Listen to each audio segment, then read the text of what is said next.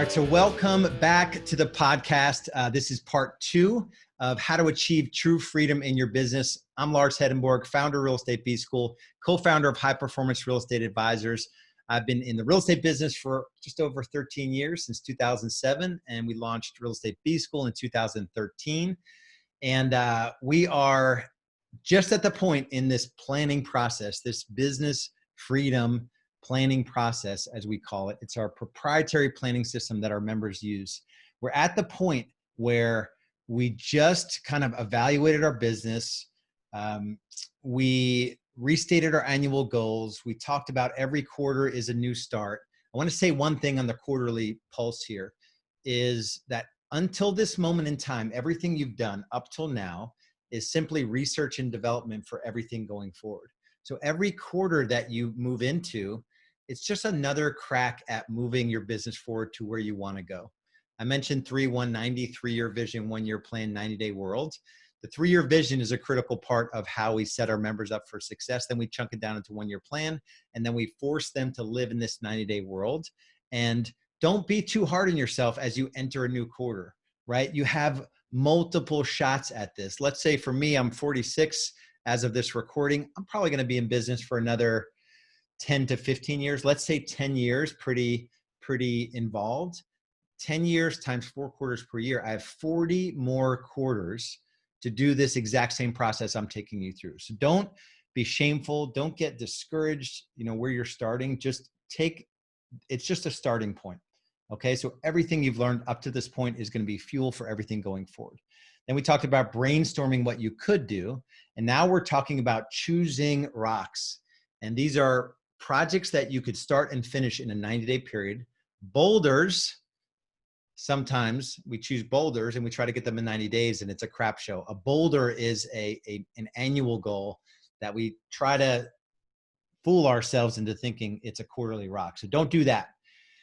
The discipline here is really, really important. I'll give you an example of a member that didn't make the decision I thought he should have made. He made his own decision. And here's why I'll tell you I disagree with it. So when you choose things to focus on, there's limited resources. You have limited resources. Your team has limited resources. So this individual ran one of the top 3 CRMs with a really awesome bolt-on tracking system with Mojo integrated, like a very clean integration with Mojo. And the business was humming along. Reached out to me. I gave advice on, should I switch CRMs? And I'm like, what you set up is running at a really high level. Why would you switch? And we always have the rationale as to why we should switch. And that was not a piece of his business that was even remotely broken. And it's not the thing that's going to get him the result that he says he wants. So the discipline to choose the next right thing in your business, I would have had that member spend their time on an agent onboarding or a recruiting system or, better tracking systems, financial tracking, or spend some time learning how to be a better leader or manager, those sorts of things, then switch out of CRM. And so that's a good example of the discipline to do the next right thing in your business. So you can choose up to 5 rocks in a quarter. I prefer 2 or 3, honestly. And these rocks need to be smarter. So smarter is a little different than SMART goals. Smarter means they're specific to focus your efforts. They're measurable to gauge your progress. They're actionable to direct and drive your effort. They're a little risky to get you beyond your comfort zone. They're time keyed, so they motivate action. They're exciting to keep you inspired, and they're relevant to avoid conflict with your life, value, or other goals. And so what's a good example? Let's pick a rock around database. So the rock would be like this. I'm database marketing, increase database from 57 contacts to 500 contacts by March 31st. And, launch first paper newsletter and build a content calendar and social media calendar. That's a really good, the inspiring part of your database is that it's a multi-million-dollar pillar of in your business if you treat it as such. It's time keyed, it's exciting, it's relevant. It's one of the baseline systems that we teach. It's a little bit outside the comfort zone. If getting to 250 is going to be easy, then what would 500 look like? It's definitely actionable because you're increasing the database. It's measurable, number of contacts, and getting those pieces, the calendars built out, and it's super specific. So that's a really great rock. The next thing you do on each of these rocks is something I learned from Tony Robbins called Bridge the Gap. And it's actually a good exercise. You can use Bridge the Gap pretty much in any area of your life. And it's really simple. All you need is a journal for this on each rock. Step one is, what results are you committed to creating? What results are you committed to creating? And so in the database, you're committed to having a pillar in your business that systematically generates the highest quality leads there are, referrals.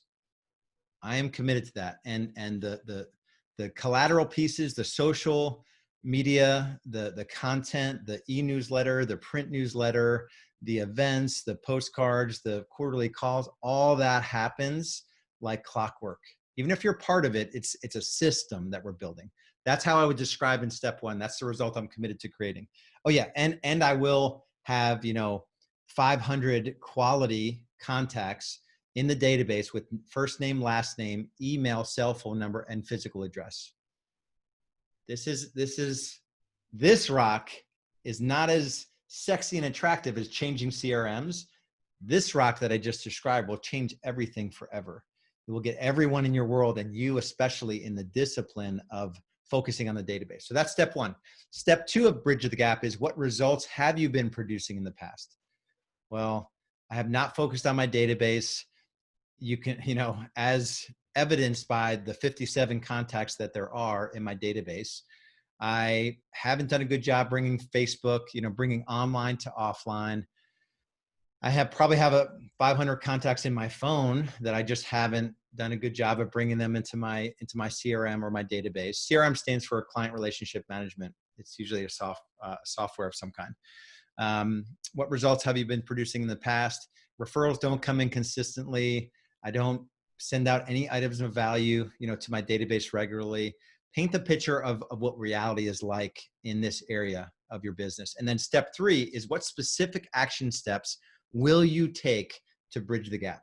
So going from 57 contacts and there's nothing around it, there's no energy or there's no pillar at all, to 500 contacts in a single quarter, you need to do this. You need to start a Google Sheets document with, we have a whole system for this. We lay it out and we give you all the tools around it for our members. All you need to do is go from 57 to 500 in a Google Sheet, get that Google Sheet input into your CRM. We have the tools for the social calendar and the content calendar, but build out those, what they look like by week, by month. Link to templates on social media posts and examples of content.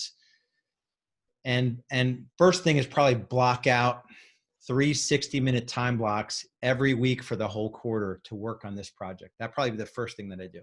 But you're listing the action steps, okay? And that's a really good example of a bridge the gap. And you'll do that bridge the gap exercise for each one of the rocks that you choose. All right, so the next thing, this is really important. And I'm gonna end this part 2 with an explanation of this here. This process is called delegate to elevate. And I originally heard of this concept. I've been doing it since 2008 when I hired my first assistant. I just knew that any job I was doing in the business, I wanted to replace myself in. So I was more, if I was going to work with a buyer that was looking for a home an hour away from my home, this actually true story, in Lincolnton, North Carolina, it was like an hour and 15 minutes from my home. And it was a low price point, and they fell through on 2 contracts. We finally closed them on a home, all in the same area. I probably had 100 hours in that deal, and I think I made, it was like 115. It probably made $3,000 on it. So I didn't make a whole lot of money. The only reason I did that, though, because I was building a system around it so someone else could do it. So when you think about your business, what are the things you're doing that you could delegate so you could elevate? And so I heard of this, the Delegate to Elevate was from, I think it's How to Be a Great Boss, Gino Wickman. But there are lots of versions of this. There's the Eisenhower grid, the 4D matrix. That's an example of this. I've always been really good at delegating so that I can elevate. And so here's what you do every quarter. You're answering 4 questions. I would just write a quadrant on a piece of paper. The first things you need to list, the things that you're focused on in the last 90 days are high passion, high pay. High passion, high pay. So the top part of this page are high pay. The bottom part are low pay. On the left side is high passion. On the right side is low passion. So I'll walk you through it. So high passion, high pay is upper left. And it's what are the things you love to do in your business that pay really well? That could be listing consultations. It could be building systems. It could be marketing. It could be coaching your agents, whatever. So you're going to list all those and look back the last 90 days, the things that were high passion, high pay, then low passion, high pay. That could be, for some of you, it's going to be, you know, working with buyers, maybe high pay. Maybe you're just not passionate about it, or it could be low pay and you're high passion. It depends on what you think.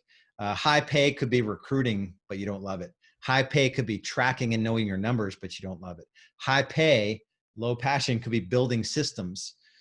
You know, it pays really well. I mean, that's like $1,000+ an hour type work to build systems in your business that other people can run, but maybe you just don't have you have a low passion for it, or your passion is low because you don't know what a system actually is.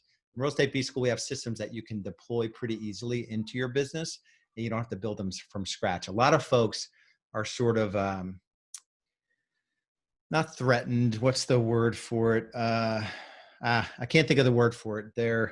They're scared, they're fearful, they don't know what they don't know when it comes to systems. And so sometimes your passion is lowered when you're not confident in that area. So list out all the things that you have low passion that are pretty decent pay. And then the lower left is high passion, low pay. This could be working on a website, working on your logo, could be could be doing stuff in social media. It could be showing homes. Showing homes is low pay. A lot of agents have high passion around opening doors for buyers. In our market, we can get showing agents for 20 to 25 bucks an hour, you know, and think of your average commission check. Our average commission check on the buy side this year, we're running at $12,000. So about 400,000 average buyers. And, you know, so even if they had 20 hours in the deal at 25 bucks an hour, that's 500 bucks. Plus they get a 5%. So it'd be 600. So 1,100.